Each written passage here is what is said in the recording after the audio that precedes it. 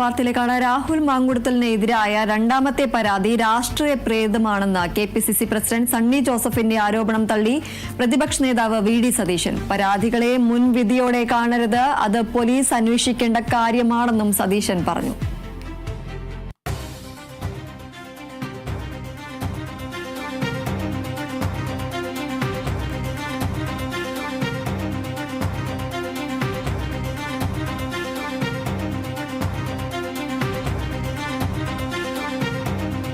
രാഹുൽ മാങ്കുടത്തലിനെതിരായ രണ്ടാമത്തെ പരാതി രാഷ്ട്രീയ പ്രേരിതമാണെന്ന കെപിസിസി പ്രസിഡന്റ് സണ്ണി ജോസഫിന്റെ ആരോപണം തള്ളി പ്രതിപക്ഷ നേതാവ് വി.ഡി. സതീശൻ രംഗത്തെത്തിയിരിക്കുകയാണ്. പരാതികളെ മുൻവിധിയോടെ കാണരുതെന്നും അത് പോലീസ് അന്വേഷിക്കേണ്ട കാര്യമാണെന്നും സതീശൻ പറഞ്ഞു.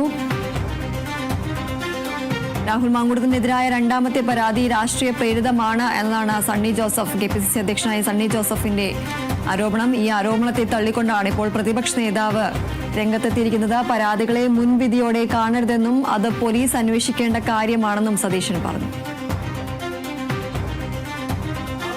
ഒരു വെൽ ഡ്രാഫ്റ്റഡ് ആയിട്ടുള്ള ഒരു പരാതി കൊടുത്താലും ഒരു തെറ്റുമില്ല. കൊടുക്കുന്നത് അങ്ങനെ കൊടുക്കണമെന്നാണ്. അങ്ങനെ കൊടുത്തതിൽ ഒരു തെറ്റുമില്ല.